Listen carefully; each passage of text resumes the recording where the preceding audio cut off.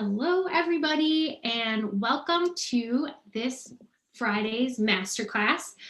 We're so glad you are all here. I'm Katie. I'm on the community team here at the Mom Project. We're really proud of you for being here, setting some time aside for yourself to really just focus on you as a professional and a person. And so claps for that. For those of you who might be new to the Mom Project, we are a digital talent marketplace and community where moms, dads, and caregivers can realize their full potential as professionals. So through our jobs marketplace, we connect you with career opportunities at family-friendly companies that allow you to thrive at work and at home. And then on our community side, we provide you with the support, tools, and resources and connections, mom-to-mom connections, that you need to keep moving forward in your journey as a working parent. So for those who are here, you're obviously here to learn about a very important topic, specifically tied to job searching, getting clear on what you want. So whether you've been searching for a new job for a while, or maybe you're just kicking off your search, this topic is super important in terms of, finding success. And while this topic might seem like common sense or like a no-brainer, it's actually a really important part of the job search journey that I think many of us maybe underestimate or don't spend enough time on, as we're kind of embarking upon a job search. So we're excited to bring you this session. The goal here is really to help you gain clarity around what you want for your career and really kind of helping you articulate, what you bring to the table as you're kind of working towards those goals. So yeah, today's session is going to be really interactive, really insightful. We've got a lot of good stuff to get through. My colleague Jennifer, who's also on the community team, she is manning the chat today. So please, drop questions there as they come up in real time.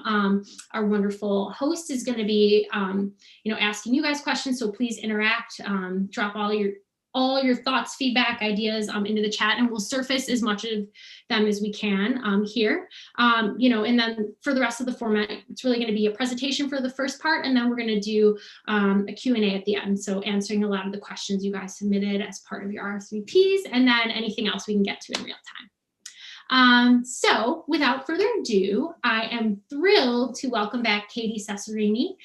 You may have caught Katie on a past virtual session with us that we did this fall about career coaching. Katie is a career and leadership coach and facilitator.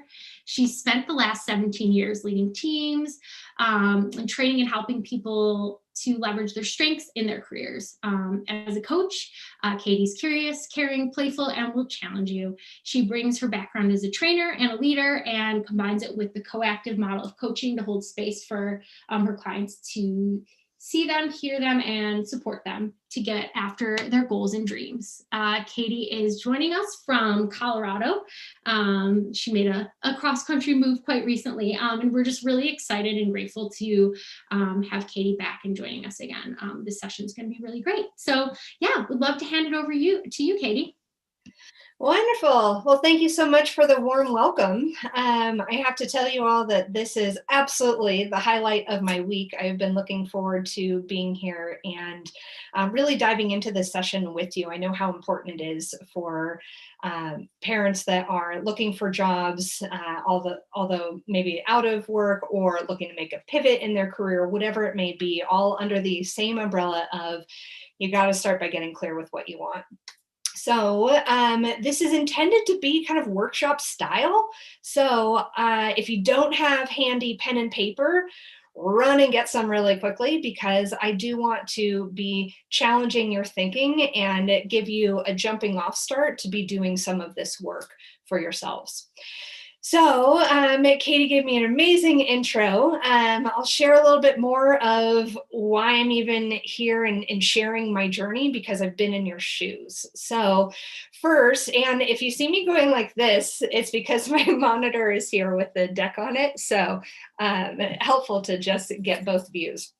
So my journey, so 6 years ago, I actually was at a manager summit, and we had a coach come in and ask what our big, scary dreams were. And I said 6 years ago, I want to own my own gig. I'm not totally sure what it is yet, but I want to work on developing with people. I want to be supporting people's development. I want to help people succeed. So that was 6 years ago. And then life kind of happened. So 2.5 years ago, I had an amazing little boy named Wyatt. He's perfect. And yes, I'm biased, but I'm going to say it. So had my son 2.5 years ago. And what I started to really realize, particularly about a year ago, is how much that shifted my career motivators and my values, and really actually brought to life the importance I place on flexibility and freedom. And what I started to learn through actually myself being coached more than a year ago was that I needed that. And the career that I was in wasn't necessarily fulfilling that value of being flexible and owning my own time and enabling me. And what owning my own time means to me is being a parent that can pick up their kid from school and have playtime afterwards. I don't want to have to sign back on after I quickly pick them up at 4 o'clock. So the other part of my journey is now of living my purpose. So January 2020, I launched my business, Endurance Management Coaching.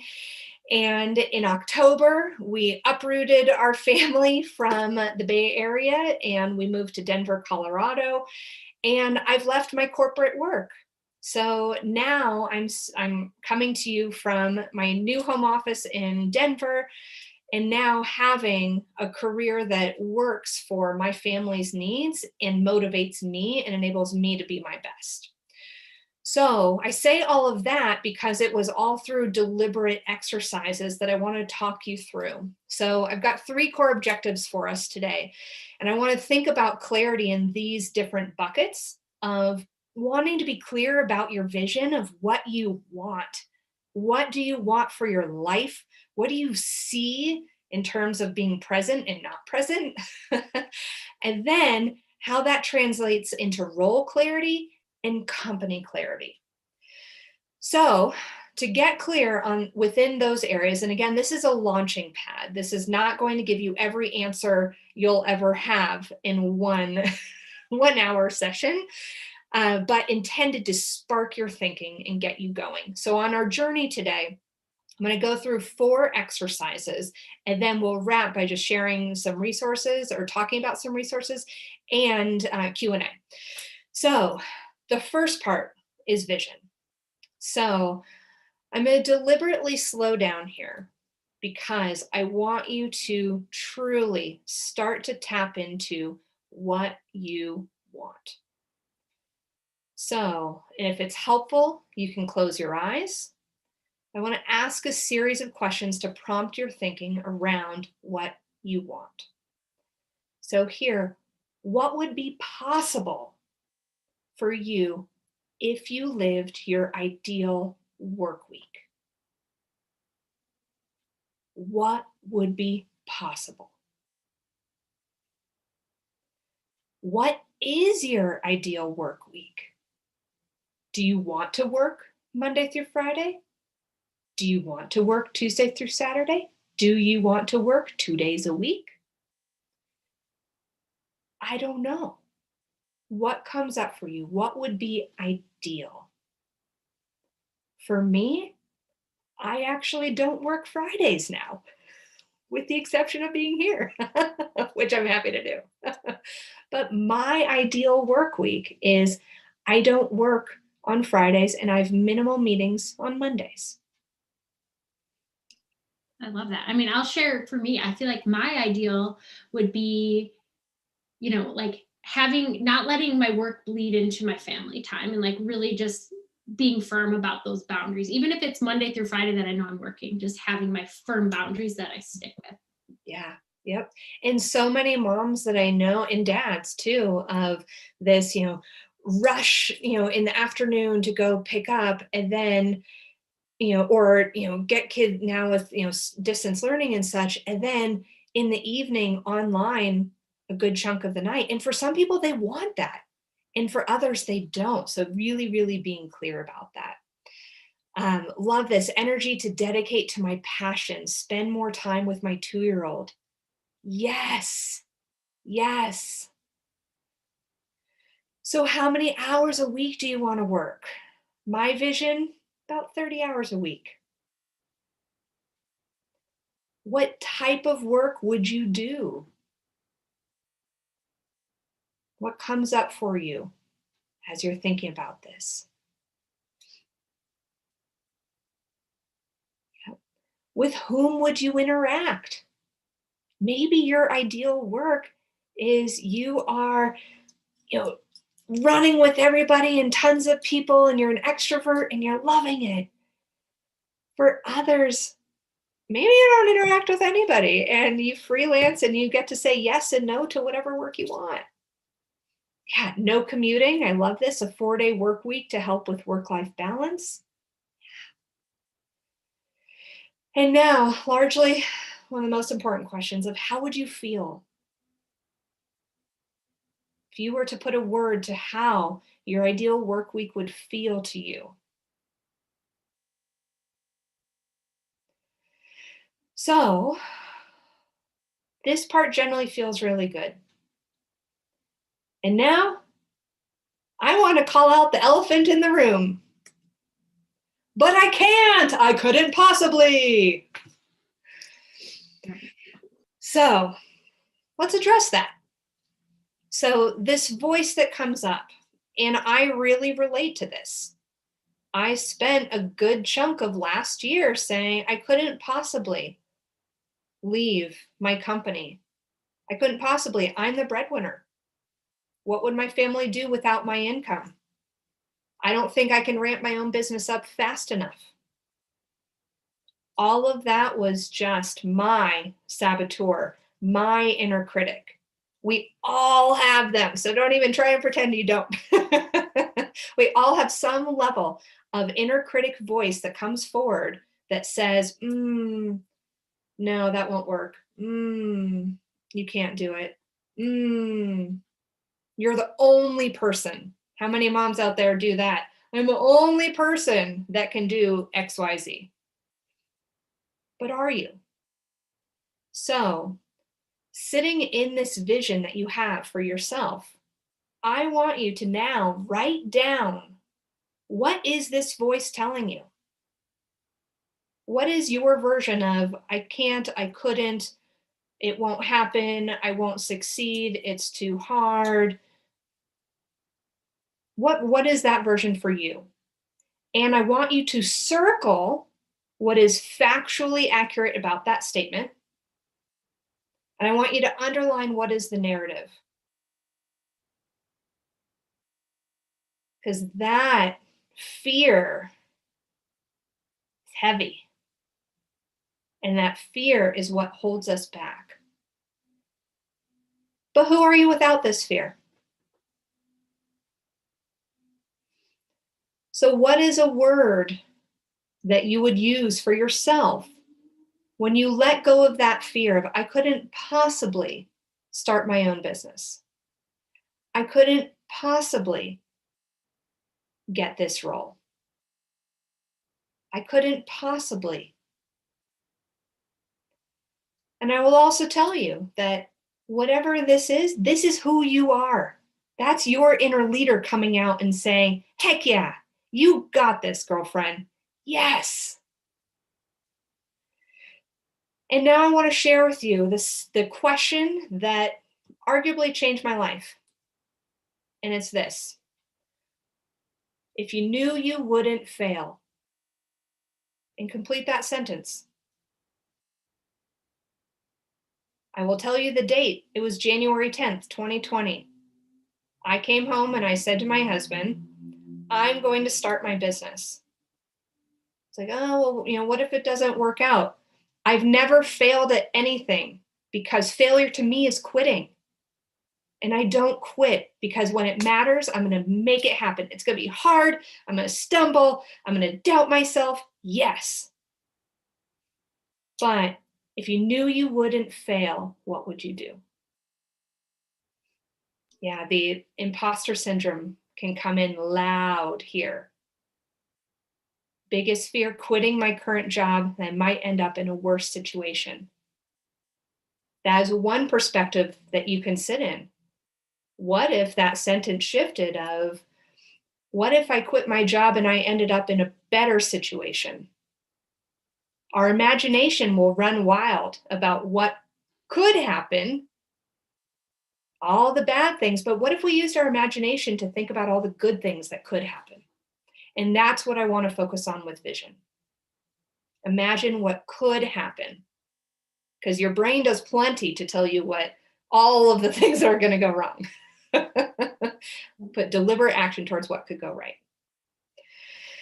So, yes. So, I love this. Inner voice tells me that my family depends on my salary and I carry the family health insurance policy. Yeah, these are real. And what I will share and offer up as a question is, what are the conversations with your family? What are the conversations with your partner? So, we like eating out a lot. And when I made this career change, we then had to have some conversations around what starts to shift while, in this process. So now we eat out 2 times a week or delivery. You all know. 2020 eating. Oh, yeah. So, without your fear, you can do it. I love that comment. You got this. So, and if it's helpful right now, take a moment to write down, what is that inner mantra? What is that inner leader voice that when things get hard, that will keep you going? For me, it's, if it were easy, anyone would do it. I use that when I'm racing triathlons, and I use it for my own business. We all have special gifts. No one has our same gifts. So what if we use them to drive towards what we want? Take on passion projects. Absolutely. So live this statement. See what happens. Okay. So this is all in the realm of vision clarity. Now, I want to go into a couple of exercises around, or this first exercise around role clarity. So this is about energy gains and energy drains. So sometimes you'll hear it spoken about with strengths. I also work with my clients around strengths, but I'll show you where there's a subtle difference. So what I want you to do is, on your piece of paper, is to identify the top 5 tasks or part of your work, either your current work or former work, that energized you. What did you like doing? And then stack rank that. And can you give it a score in terms of how present it was? 5 being fully present, vibrant, yes. 1 being, I love doing this and I barely get to do it. So for me, what my list looks like is this. Of what energizes me is one-on-one people development. What energizes me is developing managers and leaders. I love facilitating tough conversations and building training materials. I love that. So what would be possible for you, or what would change for you in your career and in your job search if you targeted roles that enabled you to do more of what you love? I make it a personal mission to incrementally find more of the work that I love. And for all the teams I've ever led, I think they would probably also say I want to find ways that they tap into more of what they incrementally love and start to drain out the ugh. Now, what drains you? Just as being clear on what energizes you, you got to be just as clear on what drains you. So crystallizing this so that we can start to minimize or eliminate. So when you're looking for a role, what's present there? So similarly, identify what are the top 5 things, tasks, parts of work that you've done that you hate doing. It drains you, right? And again, of how present are these? So these messed up my scoring, reverse order where my brain just went. And then what would it look like to move these all to a 1? Or frankly, a 0. So here's my list. Data analytics and spreadsheets. If I never have to analyze a data set again, I'm cool. So if I ever look at a job description that includes that, not the right role for me. I will not like that. So increasing your awareness around this helps reduce the chance that you accept a job and then a year later, you're not happy in it. I want to call out something interesting here is change management and managing stakeholders. I'm really good at those things. I've spent pretty much arguably my whole career doing that. So they're strengths of mine, but guess what? They drain me. I don't want to do it. So part of your role clarity and identifying what types of roles to apply for is to start with a place of what is the type of work that you love doing? What would you prefer not to do? And I want to call out, because some of you may be having this like, oh, but there's always a part of a job that you just have to suck it up and do. Yeah. What I will say about that is that as you are looking at a job description and you're getting into an interview and you see maybe one bullet point on the, or two bullet points on the job description where you're like, oh, not really my jam, that you need to then ask about that as you are interviewing them, just as they're interviewing you. You want to get a sense for what is the percentage of work that falls in that bucket. If it's 5 or 10%, okay, well, maybe now we're still open for consideration. If it's 80 to 90%, you're not setting yourself up for happiness and satisfaction and fulfillment in your role. So I think we had a couple of comments in here, loving organizing information and data, making it easy to understand. Oh, we need people like you in the world, because that's not where I am. And such a testament that we all have different elements of work that light us up. So, and here a young higher level executive was agent. Oh, don't think I have to worry about that anymore. So when it comes to, actually, I think, Katie, there was a question, maybe we jump into that one of the question around, are you reading my mind? I can't think of how it was phrased around the, what if I'm making a pivot and do I need to start over? Yep. I forget how that was phrased. So yeah, when pivoting, I mean, obviously, a lot of this kind of searching is determining where they want to go next, and if it's switching roles, industries, whatever. But when you are pivoting, do you need to plan on starting over completely in terms of pay and title? Like, do you need to start from square one? Yep. So I love that this question came through, and then it sparked my remembering it, seeing this comment in the chat as well around ageism coming in. So what I generally think about in terms of making a pivot and where do you start on that quote unquote totem pole or pay bands, so to speak, is also going to be influenced by how much of a significant shift is it. So if you were a freelance photographer and now you want to get into fundraising or business development at a tech startup, those are very different, and that is a pretty significant pivot. So in that, I may be a little bit more open to what level role I may go into. Now, that said, when it comes to compensation, of also doing your research, of getting a sense of what have you already know what you've been making, and what is your wiggle room, right? So it may be, and for me, I was willing to take a pay cut to do more of what I love.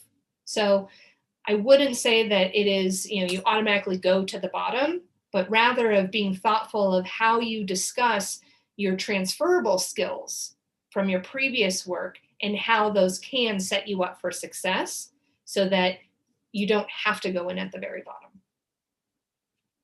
Awesome. Hopefully that whoever submitted that question, that helps their thinking. But so in terms of energy gains and energy drains, thinking about this goes into the role clarity that you want to be looking at as you are evaluating what roles might be the right fit for you. Next step is being more clear on what type of company you want to work for. So the first is employer must-haves and nice-to-haves. So I want to guide you to really be thoughtful about what are your must-haves. So if you are the human in your family that has the family, insurance, maybe that's a must-have. If both partners in the household have insurance and there are options, maybe that becomes a nice-to-have. So just thinking about the must-haves and nice-to-haves. And here's some additional examples. So obviously, if you are someone that like, I don't want to work for a company that only has, white straight men as the executive team because you value and you want inclusivity and diversity and equity, then you need to have that on your must-have list. And as you do your research and as you add companies to your target list, one of your steps will be to look at their executive team. Other examples here of if you are, unlimited time off, if you want paid lunches, a commute, but who's going to go back to commuting? I don't know. But what are your must-haves? For me, my must-haves looking for a company were always of never want a cubicle, and I must have a mission-driven company.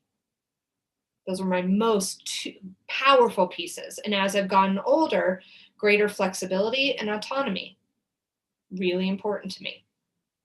So then these bring together a stronger vision of who you want to work for. What does the company stand for? So now I'm going to introduce what could be a controversial idea, but it is you get to drive your job search. So I want to encourage everybody watching today or watching at a later date of you get to be the driver. So I do not want you at the mercy of job boards. So what does this mean and why am I saying this?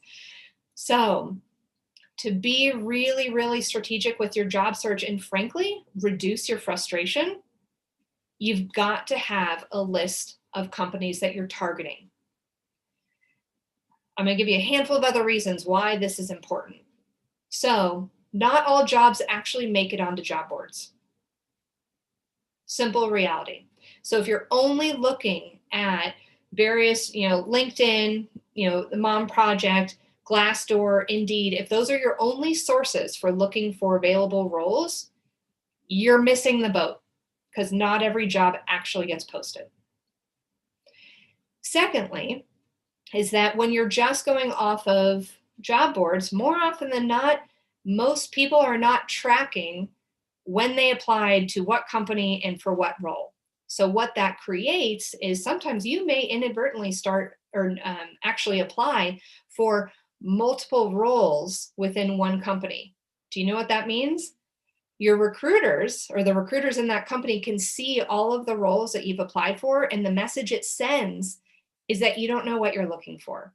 And there's a good possibility of dismissing you from all of those.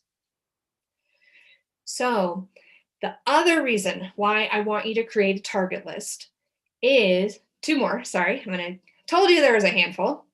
One, you have a greater opportunity to work for a company that is aligned with your interests. So my first piece of guidance is think about and list out all of your interests and start to identify the companies that directly or indirectly are related to your interests. So what you see on the screenshot here is triathlon. I'm a triathlete. So I would be incredibly interested in working for Ironman or Zoot, that is a triathlon apparel brand. And then I do my homework. I look up of where are they located, what's their mission, do they have their company values listed on their website, and who might I know or who might someone else I know work there? Because this is where you start deliberately reaching out to those humans to put yourself on the radar, to say, hey, I want to let you know that I'm actively pursuing a role within customer success, and I'm looking for an which we'll get to in a second with consolidated statements. But this gives you an opportunity to now be more methodical. So it is an upfront and time investment, yes. It makes things way easier in the long run, because then you start to note the date that you looked at their careers page. You note the date that you made outreach to someone in the organization, and it helps you stay organized, and you get to be in control as opposed to being at the mercy of job boards. So, Katie, should I pause there? Because it feels like a good number of comments are coming through. Yeah, no, I mean, I think, people are just, seems very helpful, this list. I think people are just like, don't even know where to start. And I think everything you've kind of run through and then translating into this target list is super, super powerful. And I will say, for all who RSVP to this, we will be sending a thank you email just with the recording, and then a few items from Katie. And it will include a link to this target list template, and we're also going to drop it into the chat Absolutely. for you all. So you'll see, please take that and then just go to File, make a copy if you're not familiar with Google Sheets. So again, File, make a copy of it, and then it's yours. You can edit it, customize it, do whatever. And then as you go along your journey, so this example of, Ironman as a company, I would actually take them off my list. I would create another tab of, no longer considering, because they're in Florida and they don't have remote possibilities. Also, a little bit of a flag that their Glassdoor rating is a little bit lower. But that is not the sole reason why I would move them off. It's more that there wouldn't be a fit for me. But it's something that I looked into, and I want to keep the record that I did consider them and I did look into them. So again, you get more efficient within this process. So that's activity number 3. And let's get to number 4 and then go see what live Q&A comes in. So these are what I like to call consolidated statements. So the intent is to be able to succinctly, in 1 or 2 sentences, answer these 2 questions of what are you looking for and what do you bring to the table, or some version of that. What is your experience? What is your history? Some version of that. Here's why I want to highly recommend that you go through this activity and gain this clarity for yourself. Is that 1, when a recruiter calls you for a phone screen to determine if they want to move you into the actual interview process, if they call and say, hey, so what are you looking for? Or why were you interested in this role?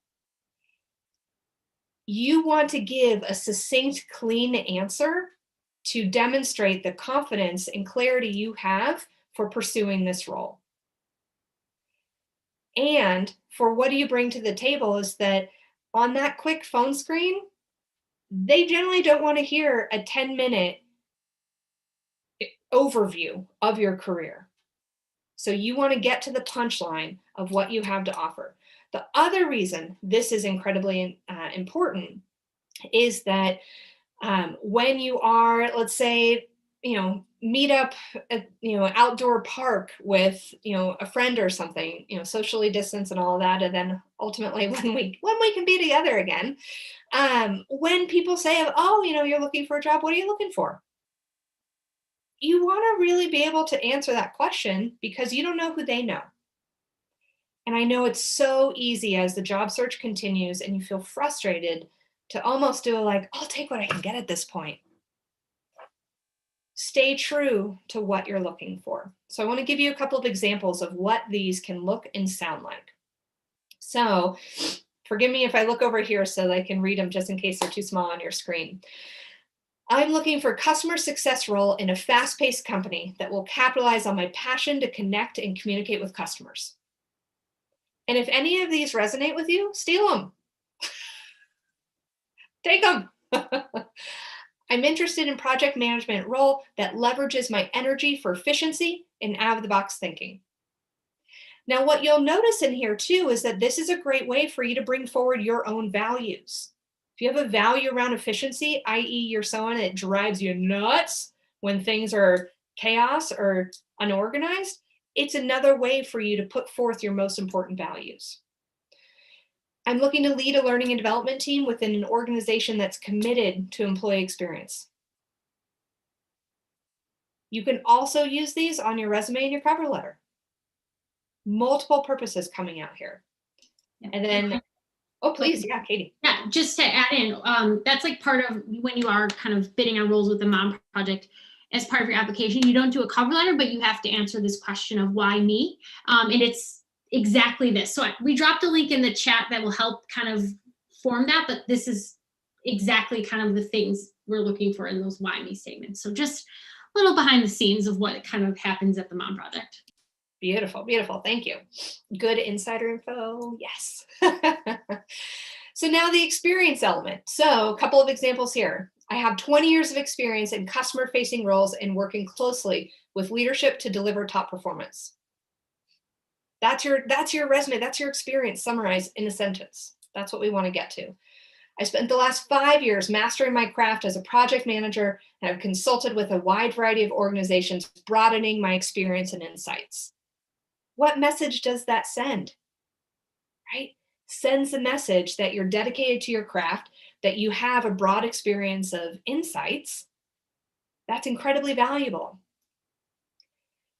I bring unique perspective on operations after spending the last 7 years moving up through the ranks of revenue operations at a fast-paced startup. So if you're targeting to work at a fast-paced or in a fast-paced environment, that's important to include in your consolidated statement of your experience. Really important. Should we pause and answer a couple of these questions that came in? Loving this may actually go back to the target list, but where's the best source of info to find companies?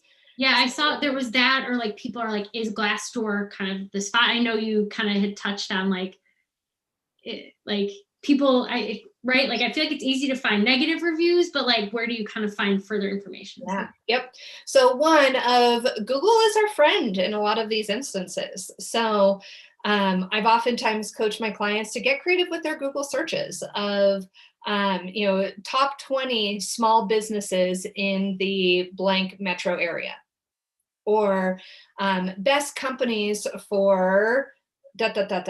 So just do a couple of Google searches and you'll get lists of companies, and you can start to then piece together and surface some companies you weren't aware of. And then this question of, if you can't find a role that exactly fits your unique skills or interests, how do you go about pitching a new role or have an employer consider tweaking the role? Oh, I love this. I don't know who that was that submitted that, but I totally want to have a conversation with you. I can give you a couple of quick thoughts. I would also start to think about, again, pull in the energy gains and energy drains in addition to your skill set, and that may help to kind of narrow down.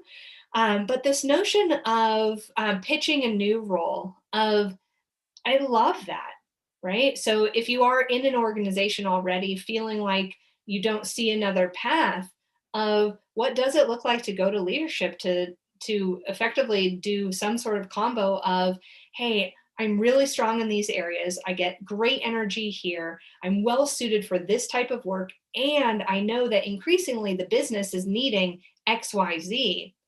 I would love to propose, what does it start to look like to marry this and this to create some additional work or ultimately another role? So that would be, those are a couple of thoughts that come to mind without having more context or a full conversation. And as you're looking at this and you're thinking about these consolidated statements and saying, oh gosh, well, you know what?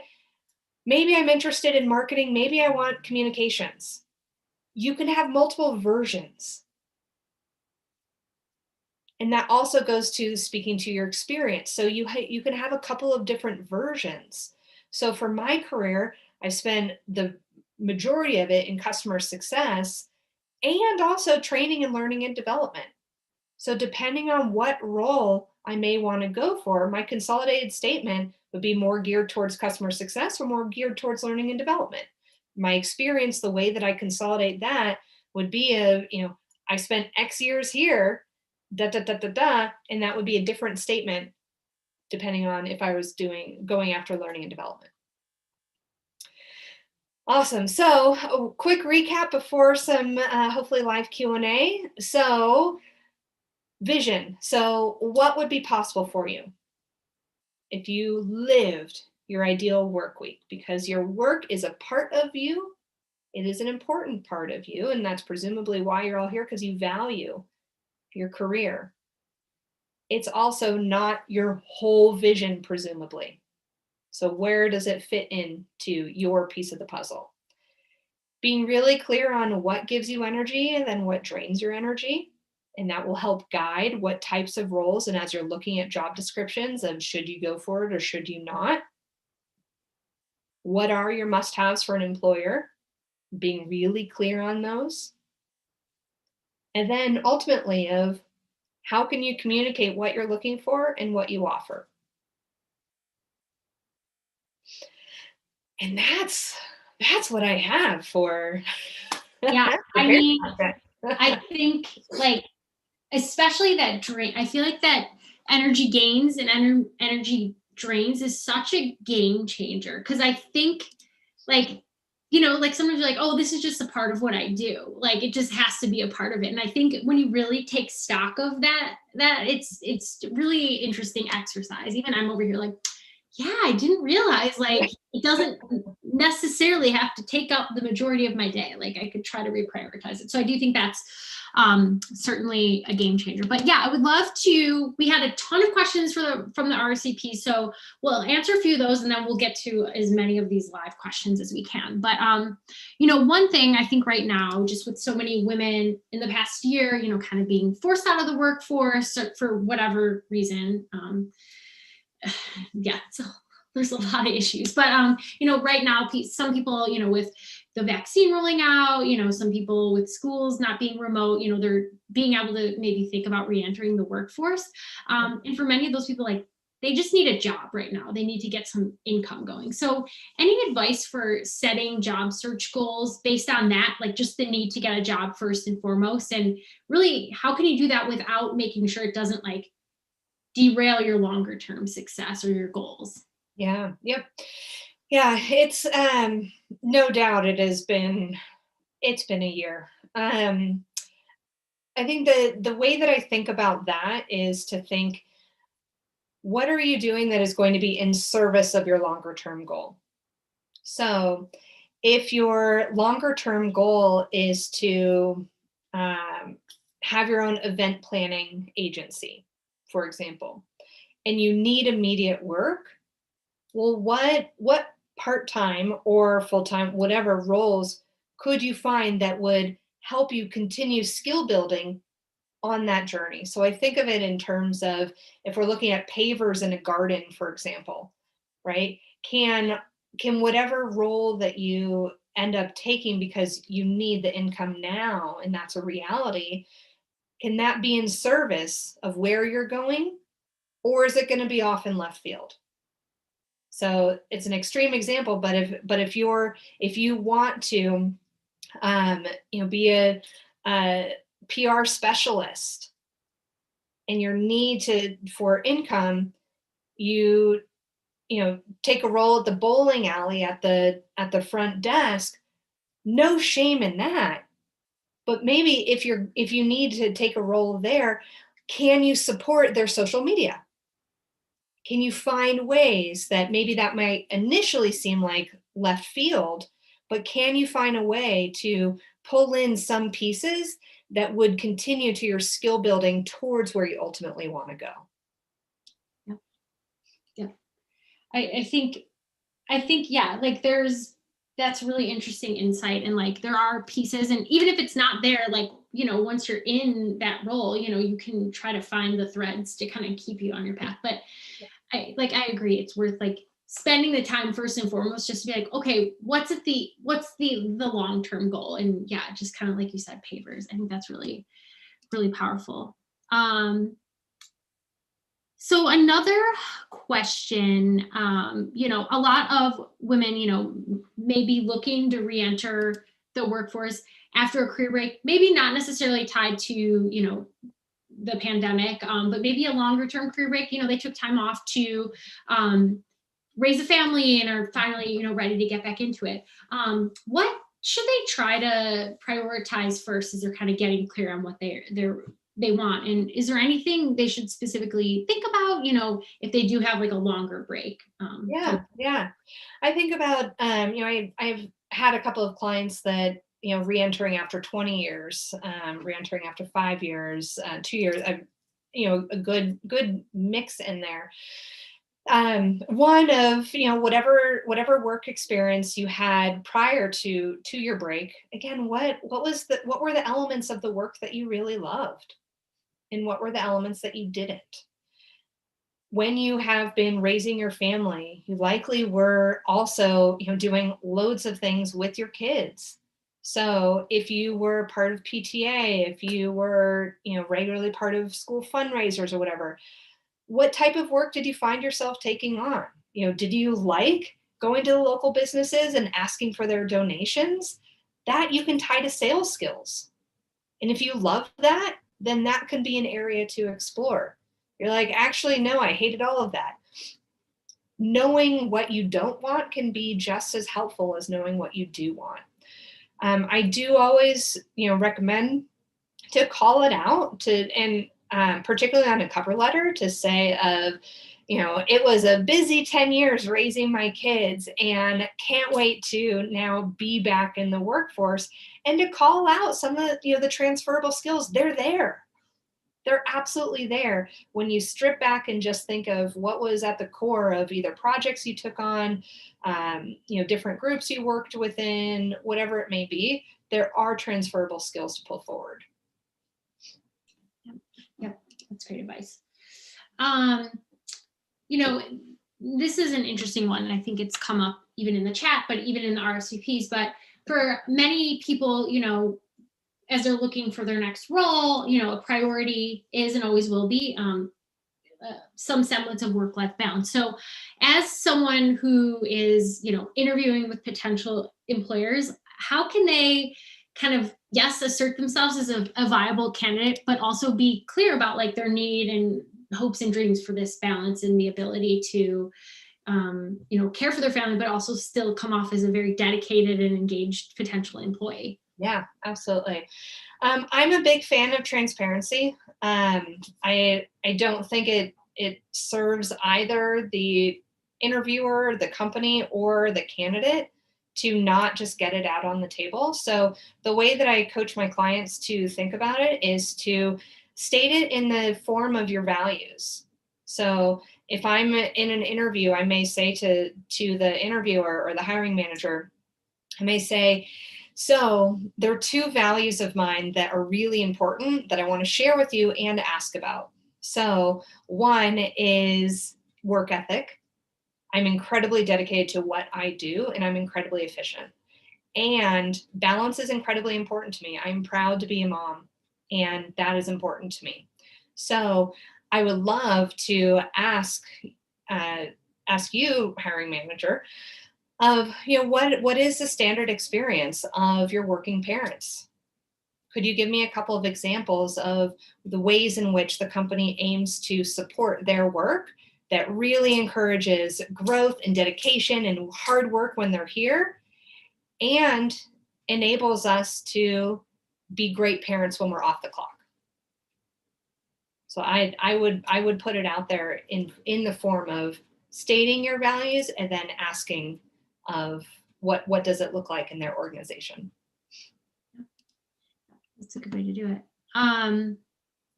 So this is an interesting question. Are career or job searching goals best shared with others who can support you in your mission, or can this backfire? Interested to hear your thoughts on that. I love this. So my quick answer is yes. And it's a yes and. So if who you're sharing it with, they're going to be supportive and they're going to be your biggest cheerleader, cool. You don't need a yes and. It's just a, hey, this is what I'm targeting and I'm really excited, and they've got your back. If there's a little bit of, well, are you sure about that? Or, but what about this? Then it's a yes and ask for what you need in support. So maybe it's, hey, I'm getting after this search. These are the types of roles that I'm really passionate about. I believe that they will bring me fulfillment and purpose in my work. And I want to ask for how you support me. So I want to ask that you really are my biggest cheerleader. Don't worry, I've got my own critic loud and loud out over here. I really just want to ask for your support as I go through this journey, and make it a conversation. Yeah, that's really powerful. This is a good question that came up in the live chat, kind of tied to that consolidated statements. But someone said, I always struggle coming up with a statement that reflects my desire to change paths. What kind of statement is good that asks an employer to consider a career changer or career change? Yeah. Again, my advice is to just be transparent about it. To call out to say at this stage in my career, I'm looking to make a really awesome pivot because I've discovered that I love XYZ and I want to pursue this industry, or I want to pursue this role. Another thing you can do is on your cover letter, you can say and I'm not a fan of boring cover letters like, blah, blah, blah. Can you show your personality? You all have it. Show your potential employer, what you can bring to the table with your energy. So I'm a fan of, in a cover letter, saying, hey, at first glance of my resume, this may not seem obvious. I want to connect a couple of dots. So although my title was this and I'm applying for this role, the transferable skills are overwhelming. So call it out. And because what that does is you get to control the narrative when you do that, versus the recruiter or hiring manager making assumptions. You want to be in the driver's seat of your own narrative. Yep. I think that is a powerful point. Another question, kind of going back to, with the company target list and, the fact that a large number of jobs never even make it onto job boards. We kind of touched on the topic of connecting with people and kind of telling people, I'm looking, like, I'm interested in your job, or in your company, and really just talking to people one-to-one is a powerful piece of the search. I know this is a little like kind of not off topic, but what are your top tips for like kind of networking and owning that space, that outreach to people that might work at a company on your target list? Yeah, totally. I have to tell you that I don't think I've encountered a single client of mine who's like, I love networking. Pretty much everyone is like, oh, I hate it. I feel so uncomfortable. I know, it's a bad word. Everybody cringes when they hear it. When did it turn into a dirty word? I don't understand. I don't know. So, yes. So a couple of thoughts and tips on this. One, inherently people want to help. So if you start with that perspective, and the other thing I will say is that you get to be at choice of what perspective you take on about networking. So if you sit in the perspective of, oh, I don't want to be a hassle, oh, I don't want to be an inconvenience, well, then you're going to stay in that perspective. When you really shift into this perspective that is really more of the truth, is that people want to help. So if you reach out to a former colleague that is now at a company you're interested in and say, hey, long time no talk. Hey, I wanted to put myself on your radar. I know, such and such company seems like an amazing place to work. I'd love for you to keep me in mind as I'm looking for XYZ type of role. I have yet to hear of someone replying to that and saying, no. So first is to realize that people want to help. Another thing to think about too is try and make it mutually beneficial, right? Most companies offer referral bonuses. So the people that you know at these other organizations get a kickback if you get hired. So that is valuable. Third part is to then really phrase it as, hey, I'd love to get on your radar for when there's an opening at such and such organization. So that then you're just stating of, hey, keep me in mind. And the more that you put out the keep me in mind, you'd be surprised how often it comes back. Yep. I think it's just getting over that hump of like, it's okay to ask. Because if you kind of do a role reversal, like if somebody were to approach you just in that same capacity, like chances are you'd be like, yeah, I can chat for 5 minutes, 10 minutes, whatever. So yeah, I think it's all really good framework. Yep. All right. Let's see here. Okay. So one interesting question. Any advice for someone who has worked long time, part-time freelance jobs, but who might be ready to take a new job in like a full-time role, but unclear if they're ready for that? So I guess, yeah, how can people get clarity if they're making like, they're targeting kind of a big change where like maybe it's full-time to part-time or the reverse, any advice there on getting clarity? Yeah, I think around the clarity of what's driving it. What are you interested in? What are you wanting? So if you've been freelancing or contract work part-time, what's attracting you to full-time? And starting from that place. And whether it's, and then let's say that you want to make that jump and apply to full-time kind of more corporate roles, so to speak. Again, own that as part of your narrative, right? Because there's one version where someone looks at your resume and they're like, ooh, contract 6 months, freelance, whatever, right? And they can create a narrative of, they're not committed. I don't know, I'm making this up, right? What I'm trying to get to is that then in your cover letter of, you control that of, hey, as you can see, I've had a load of experience taking on various contracts as I've been growing my family or as I've been, handling whatever it may be. And I can't wait to get back to, full-time work, for example. But the whole thing is, and I think the kind of larger message of today is, you get in the driver's seat. You don't have to be in the back seat or the passenger seat. You're in the driver's seat. So what narrative do you want to influence? What vision do you want to drive after? What companies do you want to target on your list, and not be at the mercy of a job board or the mercy of when they might post something? You get to be in the driver's seat. Yeah, it's really interesting. I see in the chat a lot of people are kind of asking for examples of cover letters, like just interesting standout cover letters, maybe cover letters tied to a career pivot. I know you don't have anything like handy, but anything they should think about as they're kind of framing up. Like, I know we talked about consolidated statements. Cover letters a little different, longer, but would love any insight you can share there. Yeah. My first thing is, when you read it, are you bored? Right? You maybe feel like you're trying to conform into something. And maybe if you're going for a super traditional, more rigid organization, yeah, maybe you do conform in that capacity. But if that's not what you're looking for, have fun with it. I've been a hiring manager for God knows how long, that I would get cover letters that would start with, go ahead and stop your search. I'm your future team member. And it literally would stop me, and I would actually read their cover letter. I'm like, ooh, personality. Okay. Right. So think about just having fun with it. If you are a playful person, have a little fun with it. You want to showcase who you are and what you bring to the table.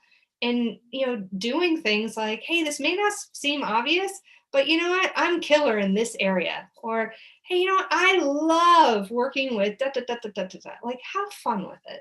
And most importantly, have it be you. Just be authentic to who you are.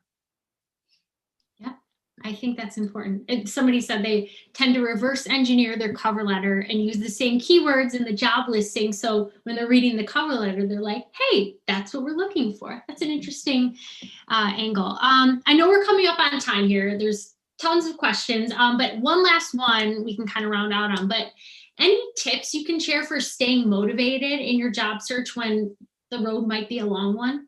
Yeah. Tap into your purpose. Motivation is fleeting. Motivation tends to be external, but your purpose is what gets you going. And when you make it matter, you'll make it happen. Oh, well said. I think hopefully that's the last motivating gem to leave you guys with today. Katie, this was incredible. So grateful for your wisdom and these really great kind of tangible frameworks you shared with all of us. I think you really provided all of us with a really powerful starting point for kind of getting that clarity and moving toward our job search and career goals. So thank you for being here. Thank you for having me. So grateful. Yeah, and for everybody in the chat, again, we're going to send a recap email with some links from Katie, including that target company list template. I know we had dropped it in the chat, but we'll send it there as well as just additional info in ways you can get in touch with Katie directly. And then just last thing, I see a lot of you talking about wanting to connect with each other here just as Mom Project community members.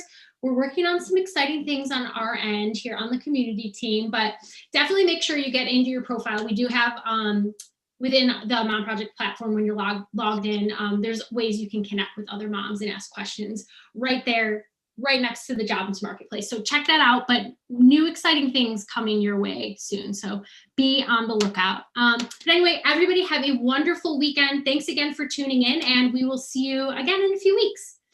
Great. Bye. Have a great